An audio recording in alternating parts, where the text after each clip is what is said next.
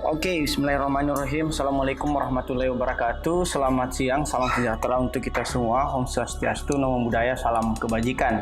Nah, kali ini kita kedapatan tema Stop di Kamu Lawan Pelecehan Seksual di Media Digital. Ini sangat menjadi sangat urgent karena isu aktual belakangan ini berbicara juga tentang pelecehan seksual atau sexual harassment di salah satu lembaga mayor di negara kita. Nah, adapun subtema yang diberikan kepada saya adalah digital skill. Dalam hal ini positif, kreatif, dan aman di internet. Nah, saya Hartono Tasirwanto selaku CEO dan founder Resensi Institute. Jadi, positif, kreatif, dan aman di internet ini bisa menjadi landscape bagi kita untuk kemudian dapat memetakan apa saja potensi-potensi yang dapat digunakan oleh para peleceh seksual di dalam konten digital. Mungkin perspektif hukumnya akan dijelaskan lebih lanjut oleh Kak Fahri ataupun perspektif lainnya oleh narasumber yang lain. Sebagai landasan awalnya, internet sehat itu sendiri adalah strategi advokasi tentang etika online dan literasi digital untuk masyarakat. Jadi internet sehat itu sebuah platform yang dijalankan oleh ICT Watch. Nah, ICT Watch itu sudah mendaftarkan platform tersebut ke dalam Dirjen Haki. Nah, Dirjen Haki ini menjadi begitu penting, apalagi sekarang ini sudah kita dapati apa yang kemudian disebut sebagai birokrasi digital. Nah, adapun tujuan sosialisasi dari penggunaan internet sehat dan aman ini tentunya adalah proses edukasi dengan memberikan pemahaman yang cukup mengenai penggunaan internet secara bijak dan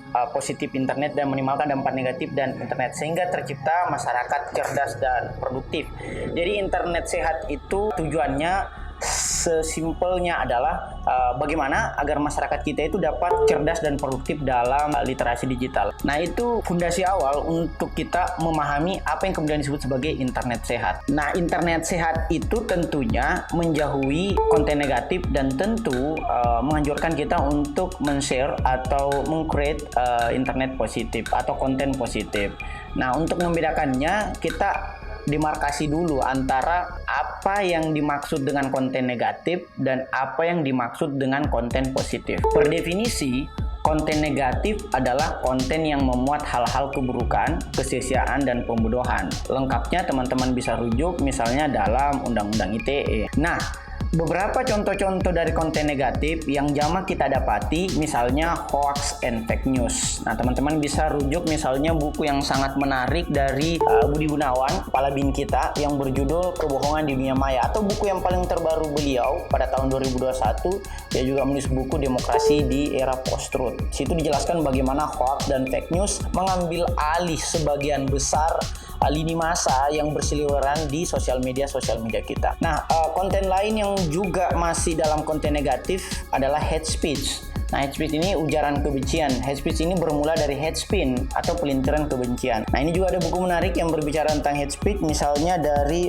profesor di Hong Kong University berjudul sama, Hate Speech, yang ditulis oleh Sherian George. Nah, yang ketiga adalah bullying. Nah, bullying atau perundungan ini juga jamak kita dapati bahkan di sekolah-sekolah yang sifatnya luring, bukan hanya pembelajaran daring seperti sekarang ini, apalagi daring karena kita tidak bertemu atau tidak bertatap muka dengan lawan bicara kita atau dengan korban bullying kita. Nah, yang keempat, pornografi dan perdagangan orang. Ini yang mungkin lebih relevan dengan tema kita dalam hal ini pelecehan seksual. Nah, human trafficking itu bermula tentunya dengan konten-konten yang sifatnya pornografi, pornoaksi, atau yang paling dasar lagi pelecehan seksual. Selama kita kemudian mengafirmasi pelecehan seksual, itu artinya ada benih-benih pornografi atau bahkan lebih jauh daripada itu, human trafficking dalam diri kita. Yang kelima, konten terorisme dan radikalisme. Nah, kami misalnya yang fokus di BNPT juga berupaya untuk mensosialisasikan atau minimal melakukan kegiatan-kegiatan preventif untuk menindak adanya gerakan-gerakan terorisme dan radikalisme. Dan kami dapati bahwa banyak sekali perekrutan organisasi-organisasi yang sifatnya radikal atau bahkan teror itu dimulai dari konten sosial media. Bahkan mungkin sedikit yang tahu, ISIS itu merekrut para calon-calon anggotanya itu dari sosial media, dalam hal ini Facebook. Jadi ada beberapa grup-grup yang terafiliasi dengan organisasi-organisasi yang sifatnya radikal. Yang keenam, narkotika. Narkotika juga setelah kita dapati baik itu di deep web maupun di web-web yang pada umumnya, web di permukaan, itu telah terjadi banyak sekali perdagangan narkotika. Bahkan komika yang paling populer baru-baru belakangan ini juga tersangkut mengenai masalah narkotika.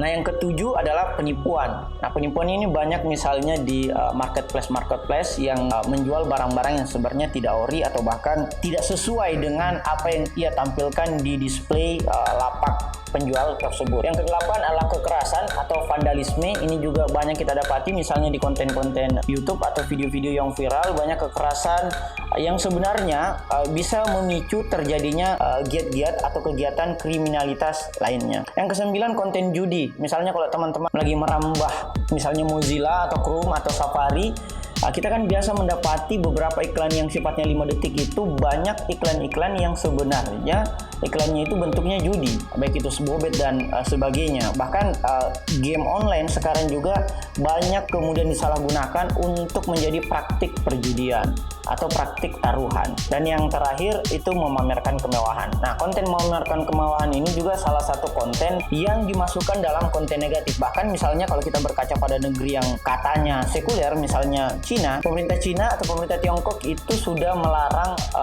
konten-konten yang memamerkan kemewahan untuk tampil di ruang-ruang publik, baik itu televisi maupun sosial media. Tentunya tidak pakai YouTube ya, karena Cina memblokir YouTube. Tapi dengan sosial media Tiongkok atau Cina itu sendiri. Nah, itu mungkin singkatnya dari konten negatif. Nah, untuk berimbangnya, apa yang kemudian disebut sebagai konten positif? Nah, konten positif itu per definisi adalah konten yang memuat hal-hal kebaikan dan produktivitas. Di antaranya, ini untuk teman-teman partisipan bisa jadikan referensi. Pertama, konten edukasi. Nah, banyak sekali di platform yang tersedia untuk kita dapat mengakses konten-konten yang sifatnya edukasi. Misalnya webinar atau bahkan seminar seperti sekarang ini, siap berkreasi seperti sekarang ini, itu adalah bagian dari upaya menggalakkan konten-konten yang sifatnya edukasi. Yang kedua, konten seni dan hobi. Ini juga banyak di YouTube, konten-konten tentang seni dan hobi yang tentunya tidak vulgar ya, konten seni dan hobi. Yang ketiga, bisnis dan produktivitas. Ini sudah banyak juga misalnya para influencer, para selebgram itu merambah dunia bisnis melalui sosial medianya masing-masing, sehingga lahirlah istilah-istilah yang relevan dengan era disrupsi teknologi seperti sekarang ini. Yang keempat, tutorial. Nah, ini juga paling banyak. Nah, kami misalnya di Resensi Institute juga sering men-share video-video yang sifatnya tutorial. Dalam hal ini tutorial belajar, apakah itu menulis, membaca, critical thinking, dan sebagainya. Yang kelima, tutorial vlog. Ini juga banyak dilakukan oleh artis-artis, khususnya misalnya kayak Atta Halilintar, Andre, dan sebagainya. Ada vlog-vlog yang sifatnya jurnal kehidupan mereka atau keluarga mereka yang kemudian tayang di YouTube. Tetapi sayangnya untuk perlu kita lakukan kritik, kadang banyak vlog-vlog yang sayangnya memamerkan kemewahan, bukannya memberikan motivasi atau inspirasi bagi netizen, justru memamerkan kemewahan yang berpotensi melakukan pembelahan sosial atau bahkan menampilkan kesenjangan sosial yang menjadi semakin timpang. Yang keenam, konten-konten podcast. Misalnya kalau teman-teman aktif di Spotify podcast, ada Asumsi Bersuara, ada Hiduplah Indonesia Maya, atau bahkan yang paling populer di YouTube tentunya adalah podcast dari Deddy Corbuzier. Yang ketujuh, konten-konten fotografi dan videografi. Misalnya ada teman-teman yang aktif atau hobi pada seni fotografi dan videografi dapat men-share atau meng-create konten-kontennya ke dalam sosial media agar dapat memperkaya khasanah referensi di sosial media, sehingga yang terjadi yang viral bukanlah konten-konten sifatnya negatif. Yang kedelapan, konten kuliner. Nah, ini juga banyak sekali, bahkan banyak video-video di YouTube atau para kreator sekarang sudah menjadi seseorang yang dikontrak oleh Netflix atau platform streaming video lainnya untuk kemudian membagikan pengalaman-pengalaman memasaknya.